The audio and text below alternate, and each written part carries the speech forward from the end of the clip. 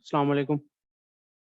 इस video tutorial में हम परचेज के सेक्शन को आगे कंटिन्यू करते हुए परचेज इनवॉइसेस की तरफ मूव करेंगे। तो परचेज इनवॉइसेस का जो बेसिक आइडिया वो ये है कि जैसे ही आपका कोई भी ऑर्डर जो है सप्लायर की तरफ से कंफर्म हो गया है तो उसकी वैलिडिटी अप्रूव हो गई है कि अब आपके पास वो डिलीवर हो गया है, तो आप अपना एक परचेज इनवॉइस बना के बनाएंगे ताकि आपके रिकॉर्ड्स में उसकी एंट्री हो जाए, ताकि आपने अगर पेमेंट वगैरह क्लियर करनी है जब, तो आप अपने रिकॉर्ड्स के लिए उसको सेव रख सकें। तो उसके अकॉर्डिंग आप एक परचेज इनवॉइस बनाएंगे।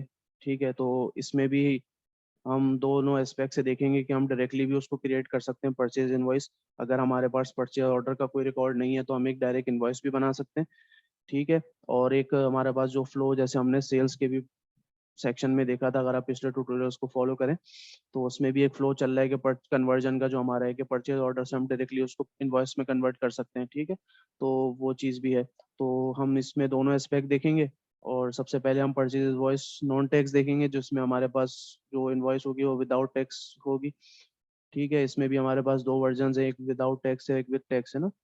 तो हम सबसे पहले परचेज इनवॉइस नॉन टैक्स को चेक करेंगे। ठीक है, तो इसको हम ओपन करके देख लेते हैं। जो हमारे पास रिकॉर्ड आ रहा है वो काफ़ी फेमिलियर सा है, जो टेबल हमारे पास शो हो रहा है, एडिट डिलीट के ऑप्शंस हैं। ठीक है, तो सबसे पहले हम एक न्यू ऐड करेंगे। ठीक है, तो हमारे पास ये फॉर्म ओपन हो गया। ठीक है, तो सबसे पहले हमने यहाँ पे सप्लायर को सिलेक्ट कर लिया। ठीक है, इसके बाद ये हमारी जो फील्ड है सप्लायर इनवॉइस नंबर, जो सप्लायर आपको इनवॉइस देगा आपकी बिल की, तो वो आप उसका रेफरेंस यहाँ पे अटैच करेंगे कि जो उसने इनवॉइस नंबर आपको दिया है। ठीक है, तो यहाँ पे आपने उसका invoice number as a reference add कर दिया। इसके बाद आपने इन्वेंट्री लोकेशन सेलेक्ट करनी है कि जहाँ पे आपके पास वो चीज़ आके स्टोर होगी जब वो आपने परचेज की है। ठीक है, इसके बाद आपके पास यहाँ पे भी पेमेंट टाइप के दो ऑप्शन हैं कि अगर आप क्रेडिट पे इसको कर रहे हैं और दूसरा आपके पास कैश है, तो क्रेडिट होगा तो आपको टर्म्स ऑफ पेमेंट और टाइम पीरियड डिफाइन करना पड़ेगा। ठीक है, और कैश पे आप cash in and on the time पे कर देंगे। ठीक है, इसके बाद आपके पास ये परचेज डिटेल का सेक्शन है नीचे, जिसमें आप अपने प्रोडक्ट्स ऐड करेंगे। ठीक है, तो हमने यहाँ प्रोडक्ट सेलेक्ट किया है, इसकी क्वांटिटी यहाँ पे डिफाइन करी। ठीक है, तो आपके पास ये रेट के अकॉर्डिंग अमाउंट कैलकुलेट हो गई। इसमें आपके पास टैक्स का सेक्शन नहीं है क्योंकि हम विदाउट टैक्स फिलहाल कर रहे हैं। ठीक है, ये हो गया। इसके बाद लास्ट आपके पास ये वाला सेक्शन है। इसके बाद इसमें आपके पास पेमेंट का जो सेक्शन है, इसमें आपने एडिशनल डिस्काउंट ऐड करना है, वो है कैरेज और फ्रेट का आपके पास है कि अगर आपने वो भी ऐड करना है तो वो ऐड हो गया। ठीक है, इसके बाद आपके पास ये अमाउंट पेड का है कि आप अगर इसको पे कर रहे हैं तो आपने फिलहाल कैश सिलेक्ट किया है तो आप ऑन द स्पॉट इसको क्लियर कर दें। तो ये हो गया आपका 175, आपने पे करके इसको क्लियर कर दिया और ये आपकी चीज़ सेव हो गई। ठीक है, तो ये इसका प्रोसेस था इसको बनाने का। सारी चीज़ें हमने इसमें देख ली। ठीक है, अब दूसरा जो हमारा एस्पेक्ट है कन्वर्जन वाला, वो भी हम देख लेंगे कि जो हमने फर्स्ट लास्ट ट्यूटोरियल में, आप इसको ज़रूर फॉलो करें, में हमने एक परचेज ऑर्डर क्रिएट किया था ये लास्ट ना।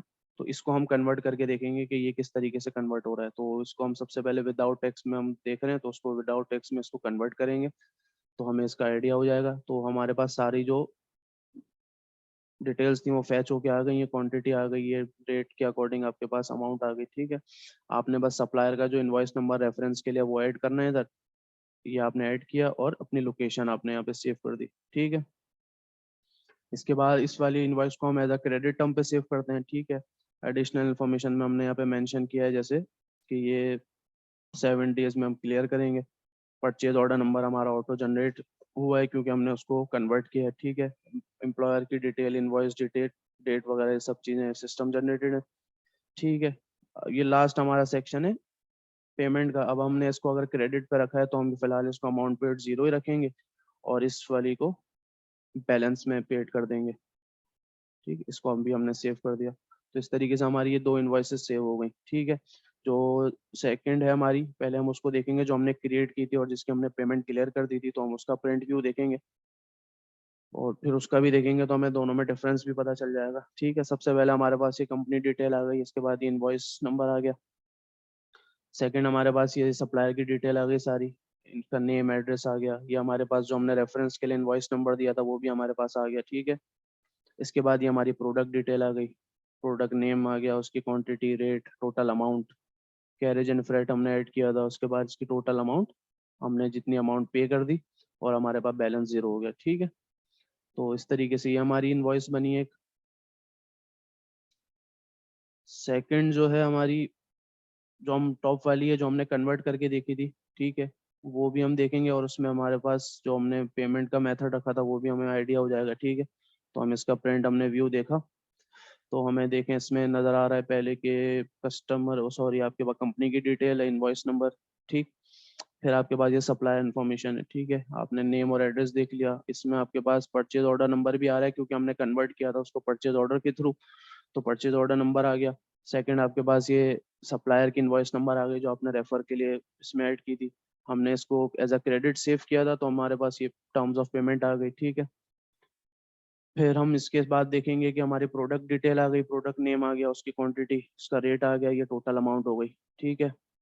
हमने जो इसमें पेड जो है वो नहीं की थी, जीरो अमाउंट हमने पे की थी, तो हमारे पास ये बैलेंस में आ गया 36,800 कंप्लीट बैलेंस। तो ये हमारे पास एक डिफरेंस आ गया, ठीक है। तो इस तरीके से हमने ये दोनों इन्वॉइसेस भी देखी, उसका कन्वर्जन मेथड है उसको डायरेक्ट क्रिएट करने का। तो ये एक उसकी फ्लो था उसको परचेज इन्वॉइसेस नॉन टैक्स वाले वर्जन को करने का। Thank you.